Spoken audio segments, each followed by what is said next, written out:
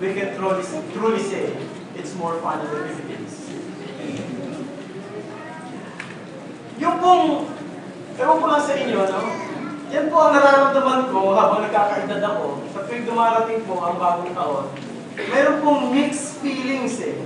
Meron pong magkahalong damdamin, yung bang damdamin ng excitement at takot na maaaring maging biktima ka nung mga ligaw na bala o kung ano man at panganib sa tuwing nagsiselebrate tayo ng bagong taon. Ito pong mixed feelings na ito, ito pong magkahalong damdamin ito, marahil, ito rin ang damdamin ng mga alagad ni Jesus nung kinakausap sila ni Jesus patungkol sa dalawang pangyayari sa bayan ng Jerusalem at sa buong mundo. Kung inyong natatandaan, binanggit ni Jesus mula mismo sa bibig ni Jesus na ang bayan ng Jerusalem ay wawasakin. At ito'y nangyari noong 70 AD. Pero kasama rin sa binanggit ni Jesus ay ang dakilang pagdating ng anak ng tao sa kanyang muling pagbabalik sa katapusan ng panahon. Mixed feelings yan. Yung takot ng pagkawasak at yung excitement ng pagbabalik ni Jesus. Now, dito po, sa ating pag-aaral, nais ko lang balikan natin muli, mga kapatid, ang dalawang tanong para makita natin ang konteksto. At ito po, doon sa mga wala rito nung nakaraang mga pag-aaral natin, ito ang pinakamahalagang makita natin, itong two questions na siyang nagdi-determine ng tamang interpretation dito sa Mark chapter 13. Ang dalawang tanong ay ito. Nung sabihin ni Jesus na walang anumang matitirang batong nakatayo sa templo na ipinagmamalaki ng mga Hudyo, ang tanong ng mga alagad ay, kailan mangyayari ito? Yun ang unang tanong. Ang pangalawang tanong ay nasa talatang 4, pero ang kanyang parallel account ay nasa Matthew chapter 24, verse 3. Ang sabi doon, ano ang tanda ng iyong muling pagbabalik at ng katapusan ng panahon? So meron pong dalawang tanong dito. Ito pong dalawang tanong na ito ang sinasagot ng Panginoong Jesucristo. Ang pagkakamali po ng marami ngayon sa kanilang pag-interpret ay ito. Ang mga dispensationalists, tinitingnan nila na ang buong discourse o buong Marcos 13 ay may kinalaman sa huling bahagi bago dumating si Jesus. Ito'y puro mga tanda na malapit na dumating si Jesus. Yun ang kanilang pagkakamali. The whole discourse is an event close to the second coming. On the other side, yung mga preterists naman, tinitingnan naman nila na yung buong Marcos Kapitulo 13 ay may kinalaman lang doon sa mangyayari sa 70 AD. O nangyari nga doon sa 70 AD nang lumusog ang puwersa ng mga Romans at kanilang winasak ang syudad at pinabagsak ang templo sa Jerusalem. Sa tingin nila, itong buong Marcos Kapitulo 13 at buong Matthew chapter 24 ay may kinalaman lang sa 70 AD. Sa aking palagay, ito isang maling pag-unawa doon sa mga talata. Bakit? Sapagkat dalawa ang tanong. At yung dalawang tanong ay sinasagot ni Jesus in parallel. Sabay-sabay niyang sinasagot. Sinasagot niya ang mga bagay na may kinalaman sa pagkawasak ng siyudad ng Jerusalem na nangyari noong 70 AD. At sinasagot niya rin ang mga tanda ng huling panahon at ang pagbabalik ng Panginoong Jesucristo. So dapat natin makita yan, mga kapatid. The Lord was answering these two questions parallel to each other. No? Now, pag sinabi nating huling panahon, tayo siguro ipaliwanag yan. Ang huling panahon po sa Biblia, lalo na sa Bagong Tipan, ay hindi tumutukoy sa huling panahon bago dumating si Jesus. Ito ay tumutukoy tinutukoy sa isang period. Nung dumating si Jesus noon, at sa kanyang muling pagbabalik, yung first coming at sa second coming, yung pagitan po niyan, ang tawag dyan ay last days o huling panahon. Kaya nga nung dumating si Jesus noon, sa panahon natin ngayon, hanggang sa muli niyang pagbabalik, ay ito po ay nasa ilalim ng kung tawagin natin ay last days or the entire age of the Lord. So, sinasabi ni Jesus sa kanyang mga alagad, yung pagbagsak ng siyudad ng Jerusalem, ang pagkawasak ng templo, at ang tanda ng malapit ang dumating si Jesus, lahat ng bagay na sinasagot niya ay mangyayari sa panahon na ang katangian nito ay nagtataglay ng ng mga kaguluhan, ng digmaan, ng balita ng digmaan, ng tagutom, ng mga disaster, at ng mga nagpapakilalang mga bulaang Kristo. The entire age will be characterized with international disruption such as wars, rumors of wars, famine, disaster, and the appearance of false Christ. Yan po ay nakita noon, ngayon, hanggang sa magsusunod na panahon bago dumating ang ating Panginoong Kristo.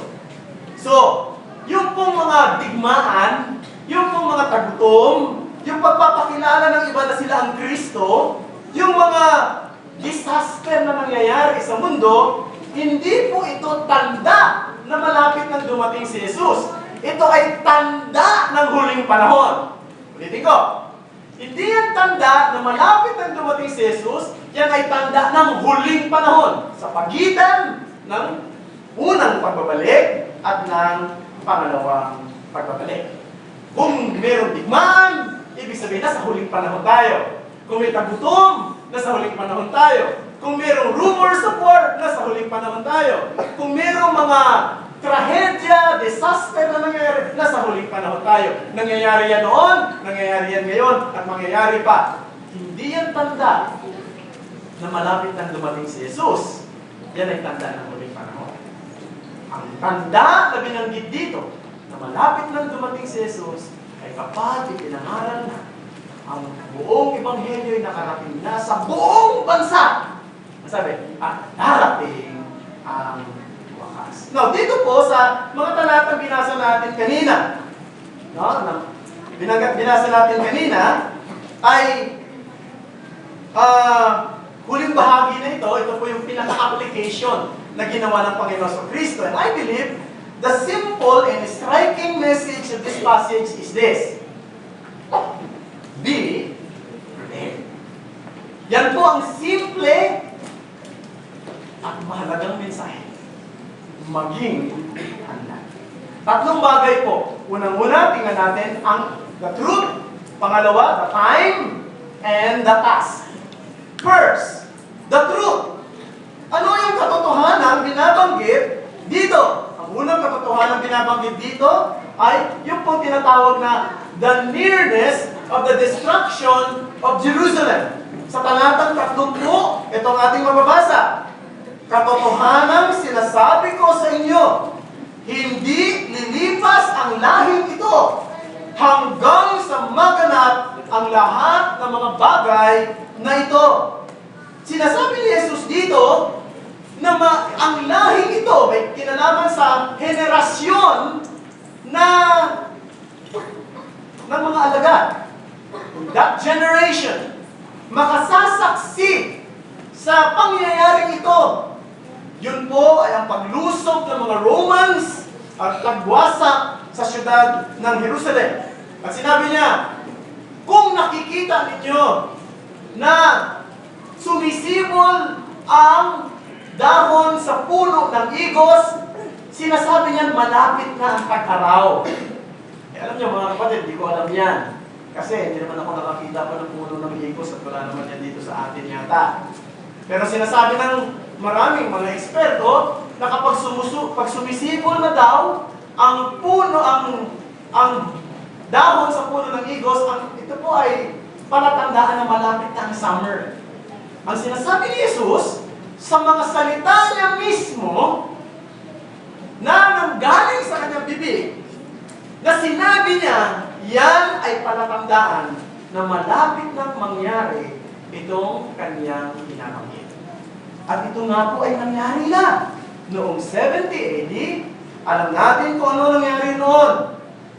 Noong 70 AD, ang mga sundalo ng Imperyo ng Roma sa pangunguna ng isang general na ang pangalan ay si Titus the Great ay lumusob sa siyudad ng Jerusalem sa loob ng 4 na buwan hanggang 5 buwan ay kanilang winasak ang buong siyudad, sinunog ang buong bayan, winasak ang templo at ito'y pinabagsak. 1 milyong mga Hudyo ang namatay. At ang mga naligtas lamang ay ang nakinig sa sinabi ng Panginoon. Tumakbo na kayo sa bundok at doon kayo magtago. Yung mga naunang pumunta sa bundok in advance, sila ang nakasurvive. And since then, since 70 AD, ang mga Hudyo ay nangalat sa mga raming bansa ng Europa at Asia. Kaya noong May 14, 1948 lamang, nagdeklara ang United Nations na Israel ay isang bansa muli. At sila'y nagbalikan sa kanilang bayan. And, yan po ay nangyari. Yan ang sinasabi doon sa verse 31. Ang sabi sa verse 31, ang langit at ang lupa ay lilipas, ngunit ang aking mga salita ay hindi lilipas.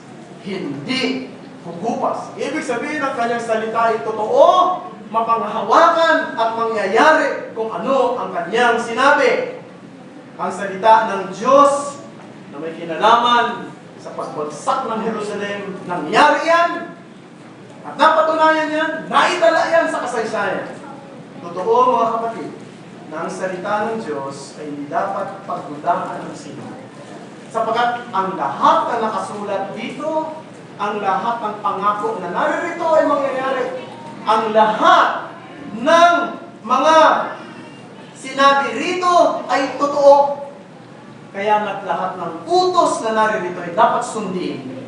At yan, nasain ko sa bawat isa sa atin, ng ating mga budhi, ang ating mga puso ay sukulin ng salita ng Panginoon.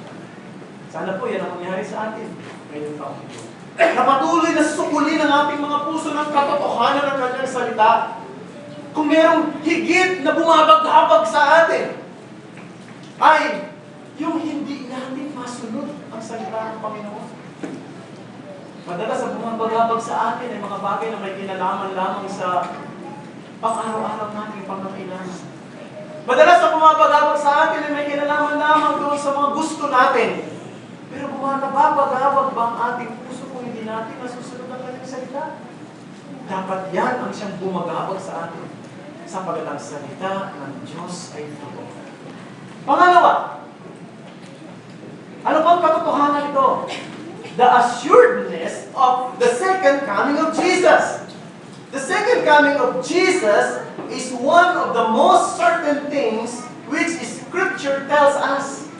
Kung mayroong isang pinakatiyak na mangyayari na sinasabi ng Biblia, yan ay ang muling pagbabalik ni Jesus. In fact, 300 beses, directly and indirectly, binanggit sa bagong tipan lang ang patungkol sa pagbabalik ni Jesus. At dito sa talatang 31, pansinin nyo, meron ding pinahihiwatig dito mga kapatid. Hindi lang pinahihiwatig dito na ang salita ng Diyos ay totoo. Pinahihiwatig din dito sa talatang 31. Ano sabi doon? Ang lupa ay lilipas. Ang langit at lupa ay lilipas. Ngunit ang ating mga salita ay hindi lilipas. Ano ibig sabihin? Ang ibig sabihin, ipinakikita dito sa atin, darating ang araw na ang langit at ang lupang ito ay papaguhin ng Panginoon. Aalisin ng Panginoon ang lahat ng kasamaan. Dadalisayin ng Panginoon ang mundong ito. at gagawin niyang isang bagong langit at bagong lupa na ang kanyang kapugiran ay mananahan magpakailan kailanman. Yun po ang una, the truth. Now let's go to the second point, the time. The first thing na dapat nating tingnan dito, the unknown time appeared. Verse 32. Ngunit tungkol sa araw o oras na iyon, walang nakakaalam, kahit mga anghel sa langit, kahit ang anak, kundi ang Ama lamang. Alam nyo, sa ating panahon, napakadami nang humula at nagsabi sa aktual na pagdating ng Panginoong Kristo at katapusan ng mundo. Di ba? Noong pa man, hinuhulaan na yan. Sinasabi na nila ang aktual na pagdating ng Panginoon. Hindi sila nakukontento doon sa sinabi ng Panginoon na walang nakakaalam. Marami nang humula. Isa sa mga nag-attempt na hulaan ang pagdating ng Panginoon sa Kristo ay si Miller, na siya naging founder actually ng Seventh-day Adventist. Hindi niya alam na naging founder siya. And he prophesied the exact date. And it never happened.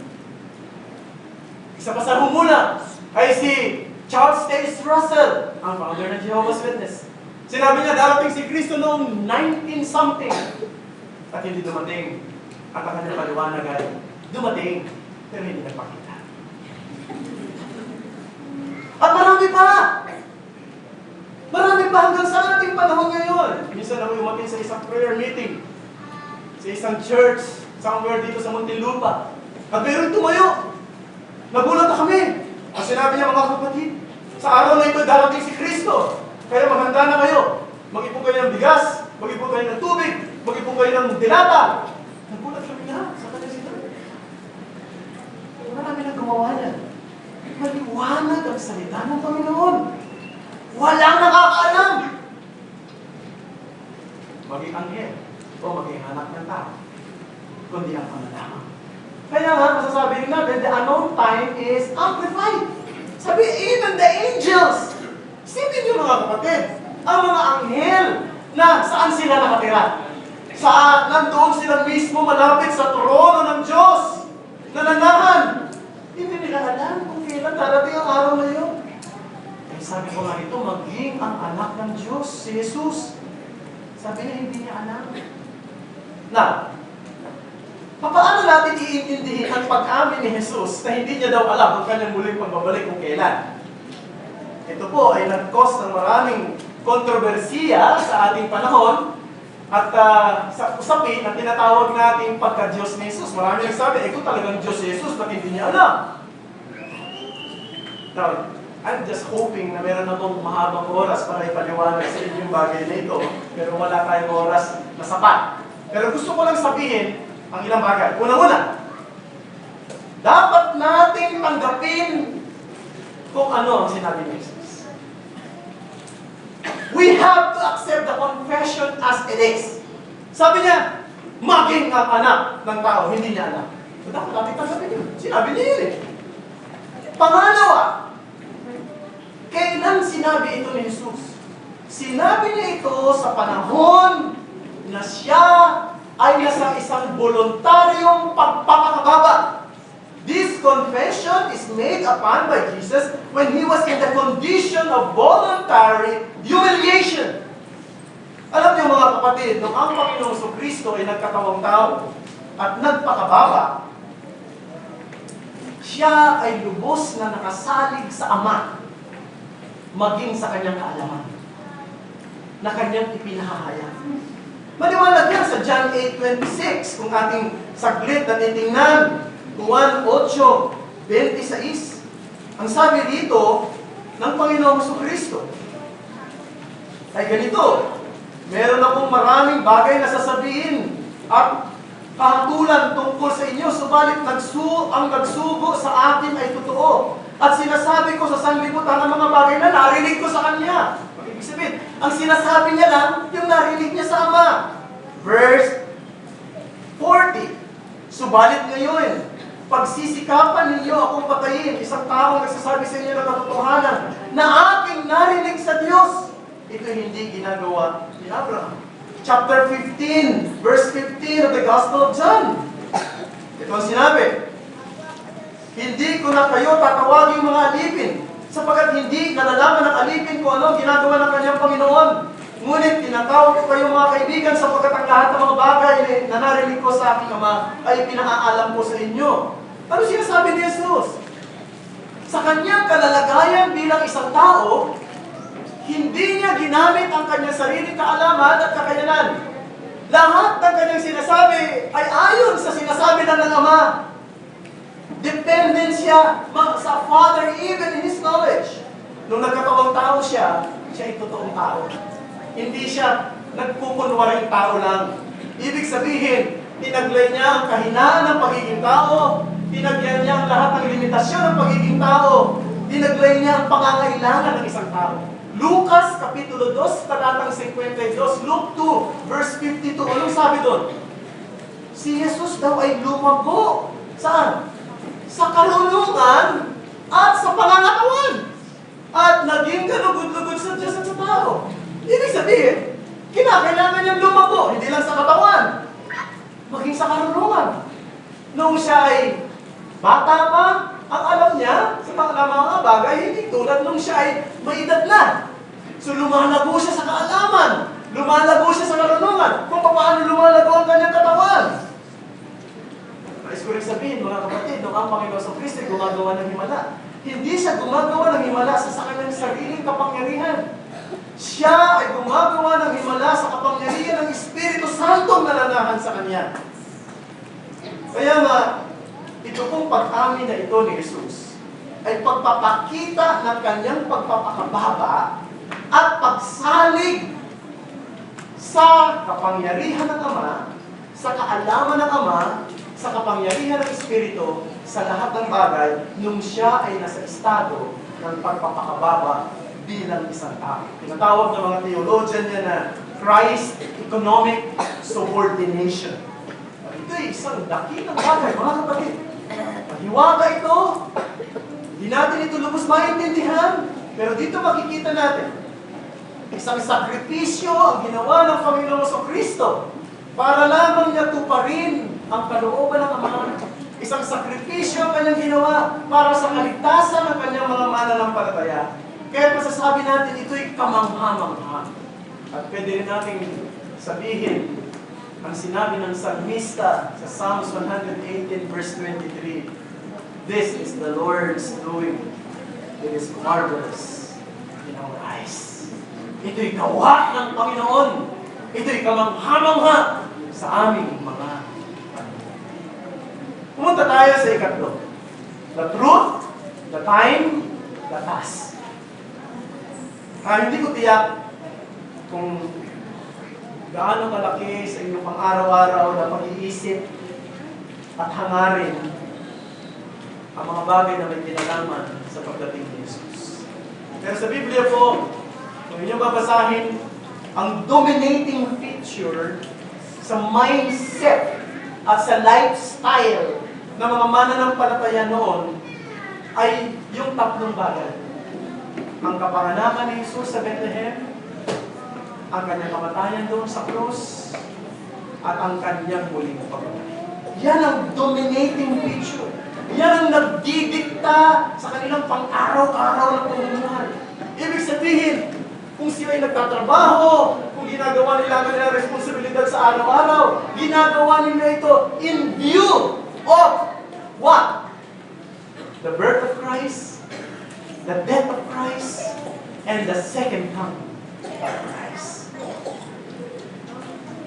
Dito po sa binasa natin, sinasabi, hindi natin alam kung kailan darating si Jesus. Hindi natin alam, pero ito'y tiyak na darating. Alam niyo ba, ang katiyakan ng pagdating ni Jesus ay mas matindi kaysa sa katiyakan mo na darating pa yung birthday mo. Sino sa inyo rito ang nakatitiyak na magsiselebrate pa kayo ng birthday? Wala. Diba? Hindi nyo tiyak. Kahit sabihin mo ang birthday mo ngayong buwan ito, who are you to say na darating talaga yun? Di ba? So wala tayong katiyakan. Pero nais ko sabihin na ang pagdating ni Jesus, ang kanyang muling pagbabalik ng katapusan ng panahon, ay higit na tiyak kaysa sa pagsiselebrate niyo ng birthday. Kung magsiselebrate pa nga kayo. Kaya nga, ano ang dapat natin gawin? What is the task? What are the tasks? Verse 33. Ano sabi doon? Kayo'y mag-ingat. Kayo'y magbantay. Verse 35. Kayo'y maging handa. Verse 37. Maging handa kayo. Ito sinabi niya. Si John Calvin po. Yung kilala sa John Calvin ng Geneva. Isa sa mga dakilang teologo sa kasaysayan ng mundo na may malaking impluensya sa maraming mga lingkod ng Diyos noon hanggang ngayon. Isang dakilang mangangaral, isang dakilang manunulat, isang dakilang teologo na maging sa akin mismo ay naka-impluensya. Alam niyo, pag binasa niyo yung buhay ni John Calvin, magugulat kayo sapagkat napakadami niyang sakit. Malalala ang kanyang mga sakit. Matitindi ang kanyang mga karamdaman. Minsan nga po, kinausap siya ng kanyang mga kaibigan. At sinabi sa kanya, slow down for the sake of your health. Maghinay-hinay ka. Alang-alang sa iyong kalusugan. Alam niyo ba, ang isa sa mga matinding sagot ni John Calvin na ito, what will you have? My master find me idle at his return. What? Sabi niya, what? Will you have my master find me idle in his return? Gusto mo bang makita ako ng aking Panginoon sa kanyang pagbabalik na walang ginagawa?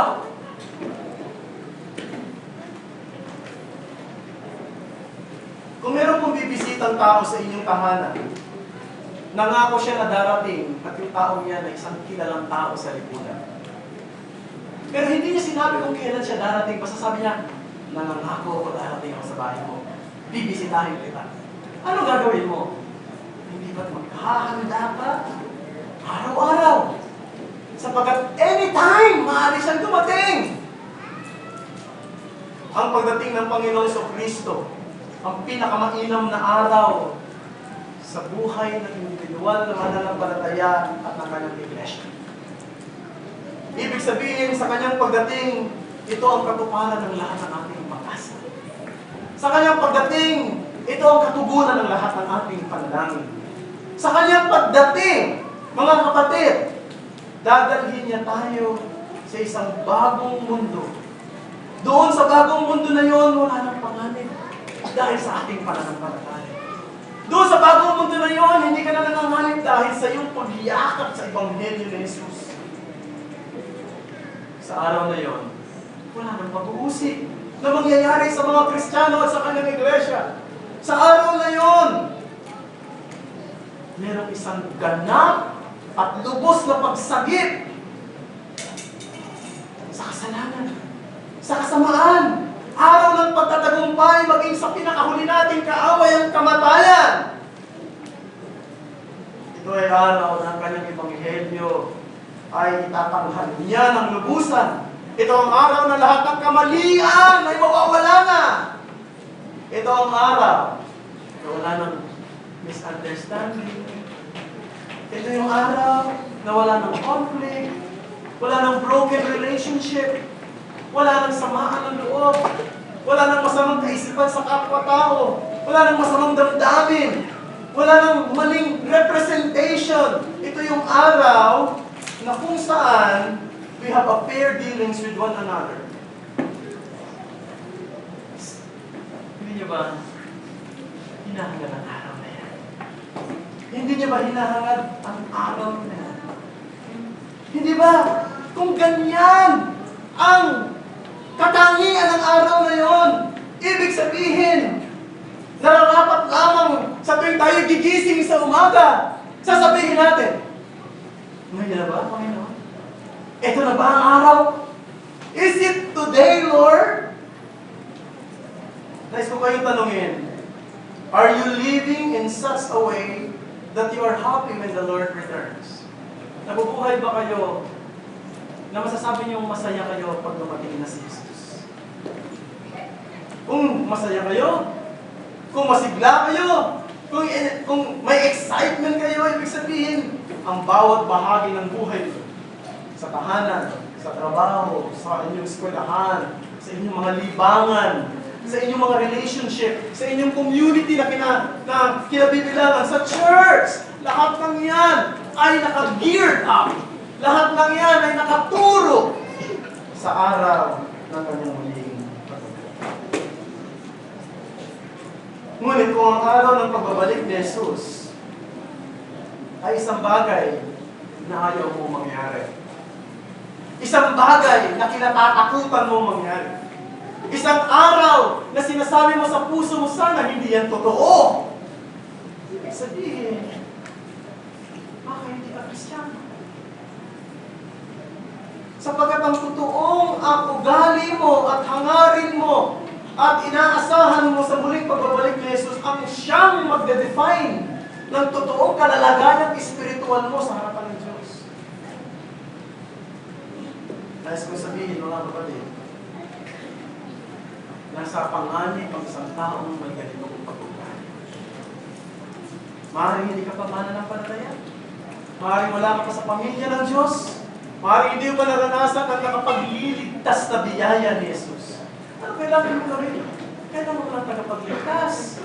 Kailangan mong umiyak at sumigaw at humingi ng tulong kay Kristo na iligtas ka niya ngayon. Huwag mong baliwalain yan. Gusto ko sabihin, anything may happen to you now. Anything may happen to me now. Anything may happen to this world now. It doesn't matter if you're a Christian or not. Alam niyo po, mga kapatid, nes mo sabihin sa inyo, yung bumagsak na aeroplano na Air Asia sa Java Sea. Ilang beses na ako nakasakay na sa Air Asia na yan. Yung 162 passenger na nakalunan doon pa kailangan.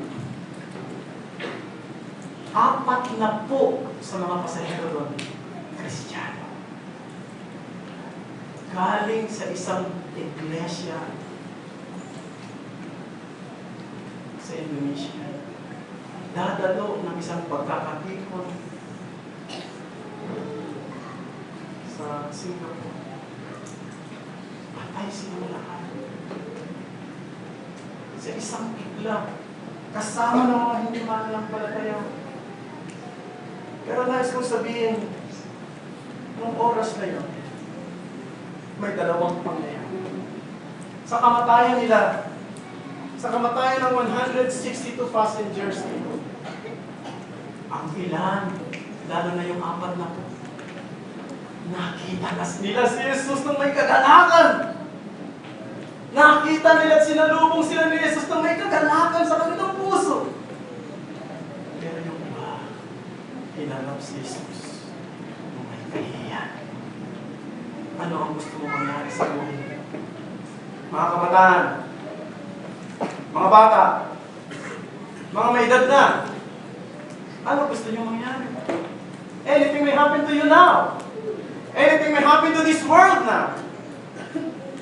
Hindi mo ba hinahangad na mapakinggan at marinig ang tinig ng Panginoon na nagsasabi, well done, my good and faithful servant. Enter into the joy of your Lord. Hindi mo ba hinahangad yan? Mabuti ang kapatay. Pumasok ka sa kagalakan ng iyong Panginoon na inihanda sa iyo. Magbabay ka pa ang